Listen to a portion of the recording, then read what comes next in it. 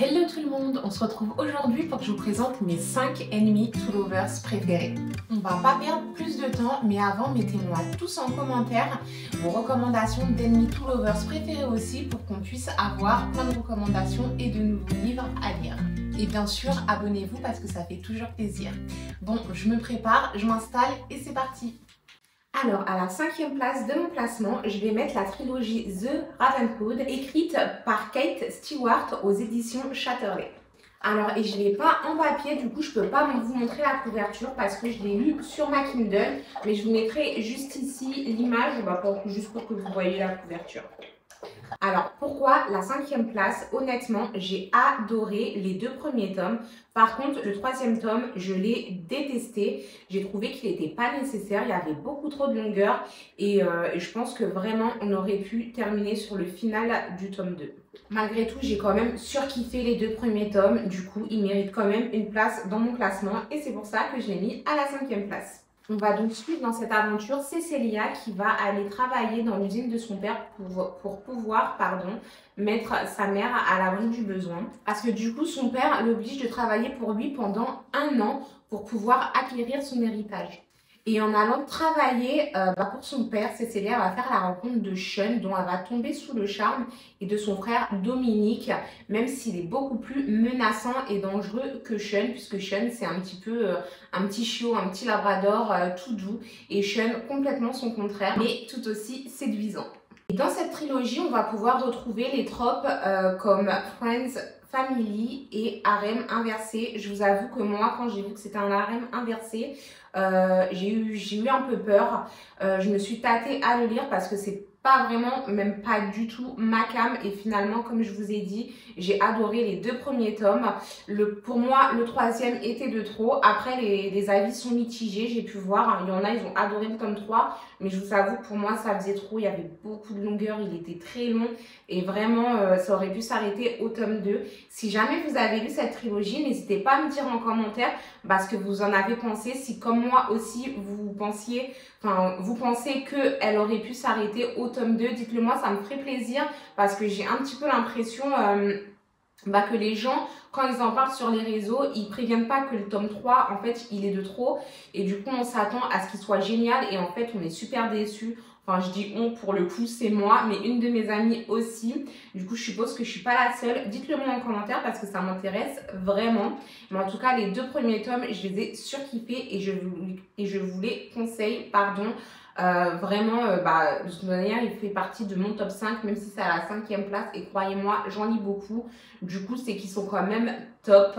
Mais dites-moi ce que vous en pensez. Ça me fera plaisir de voir si d'autres personnes pensent comme moi aussi.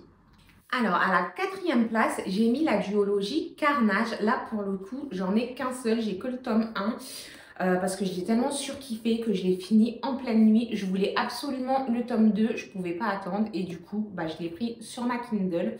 Mais bon, vous vous doutez bien que si j'ai le tome 1 en papier, il va falloir que j'achète le tome 2 en papier également pour le mettre dans ma bibliothèque. Et du coup, Carnage, écrit par Shay Carotte aux éditions Contredire.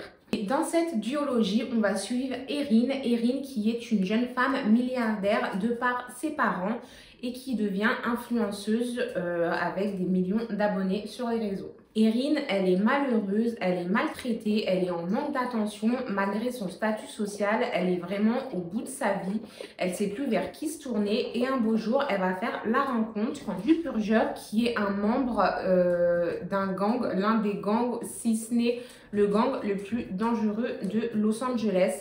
Et suite à cette rencontre, à cause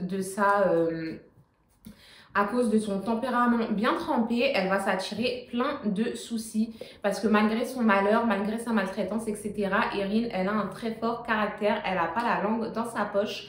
Et là, pour le coup, ça va lui porter préjudice, même si de base, elle est juste au mauvais endroit, au mauvais moment. Alors par contre, je tiens à mettre un petit warning, je le déconseille vraiment aux jeunes filles de moins de 18 ans parce qu'on va traiter de sujets très sensibles comme les violences physiques, sexuelles et émotionnelles. Du coup, c'est vrai que c'est un livre très dur à lire. Moi, je vous avoue, la couverture m'avait fait donner envie parce que c'est vrai qu'il est très beau. Mais je me suis posé 2 fois la question avant de le lire. Finalement, j'ai craqué puisque j'ai vu sur les réseaux quelqu'un qui en faisait le résumé et je me suis dit ok bon, je me lance, au pire si j'y arrive pas, j'arrête. Finalement, j'ai réussi à lire en entier et vraiment je l'ai dévoré. Je sais pas combien de pages il fait, il en fait un peu moins de 500 et vraiment je l'ai lu en 2 jours à peine. Par contre, ça parle de sujets très sensibles, du coup les moins de 18 ans, je préfère prévenir, éviter de lire cette duologie parce que vraiment il y a des passages qui sont très difficiles. Alors j'ai vraiment adoré le tome 1 et le tome 2, même si j'ai trouvé que dans le tome 1, Erin, elle fait très jeune et très immature. Dans le tome 2, elle évolue et c'est ça qu'on aime en fait, voir des personnages évoluer. Donc j'ai assez aimé les deux, c'est spicy comme vous vous en doutez. Du coup, je vous les conseille si vous avez plus de 18 ans. Par contre, on n'est pas sur une romance mielleuse, comme je viens de vous le dire, on est vraiment sur de la dark romance. Alors maintenant, on va passer aux choses sérieuses puisqu'on arrive au classement top 3. Et à la 3e place, j'ai mis la trilogie Inside Mac, que je n'ai pas en papier puisque je l'ai aussi lu sur ma liseuse, mais je vous mettrai la couverture juste ici. Alors, j'en ai pas entendu beaucoup parler sur les réseaux et c'est vraiment dommage parce que croyez-moi, cette trilogie, elle vaut vraiment le détour. Alors, pour le coup, on va suivre Elea qui va intégrer la police pour pouvoir infiltrer un gang et venger la mort de son père. En intégrant le gang, Elea, elle va faire la rencontre de Jay qui est ni plus ni moins le bras droit du chef de gang. Et pour démanteler l'organisation de l'intérieur, Elea, elle va essayer de séduire discrètement Jay pour pouvoir savoir qui est à la tête de ce gang. Alors je vous en dis pas plus sinon je vous spoil, mais par contre je peux vous dire que c'est très spicy, c'est très addictif parce que vraiment la trilogie je crois que je l'ai lu en moins d'une semaine. Du coup c'est que j'ai surkiffé, je vous la recommande à 100%. À la 2e place j'ai décidé de mettre la duologie Bad For Me écrite par celle que nous connaissons toutes, Anita Riggins aux éditions Ito. Alors, dans cette duologie, on va suivre Amanda qui a vécu un traumatisme et qui du coup décide de quitter sa ville et de rejoindre son frère à Los Angeles pour continuer son cursus universitaire là-bas. Lors d'une soirée universitaire, Amanda, elle va faire la rencontre de Julian qui est autre que le meilleur ami de son frère. Sauf que Julian est encore plus amoché qu'elle et elle va se rendre compte qu'il est aussi lié à son traumatisme passé. Alors, c'est l'une des premières dark romances que j'ai lues. Elle est assez soft, même si on parle de sujets plus ou moins sensibles. Elle est quand même assez soft. Je peux vous dire que j'ai surkiffé. C'est spicy comme d'hab, sinon c'est pas marrant. Et la trope meilleure amie du grand frère, moi j'adore. Il en faut pas plus pour me conquérir. Du coup, si ça vous dit, si vous les avez pas lus, je vous les conseille aussi. De toute façon, Anita Riggins, elle nous déçoit rarement. Alors, je vous avoue que ça a été très dur de choisir la première place. Ça a été aussi très dur de choisir un top 5 parce que comme je vous ai dit, je lis beaucoup. Mais il fallait bien faire un choix. Et du coup, je décerne la première place au Serpent et la Mule, écrite par Marina ML aux éditions Plume du Web. Dans ce roman, on va suivre Camila qui vit toute seule avec sa mère et son petit frère dans une favela au Brésil. Le père de Camila, en fait, il faisait partie d'un cartel et il s'est fait tuer il y a quelques années. Le seul rêve de Camila, c'est de finir ses études de journaliste et de fuir très loin du Brésil et d'aller aux États-Unis.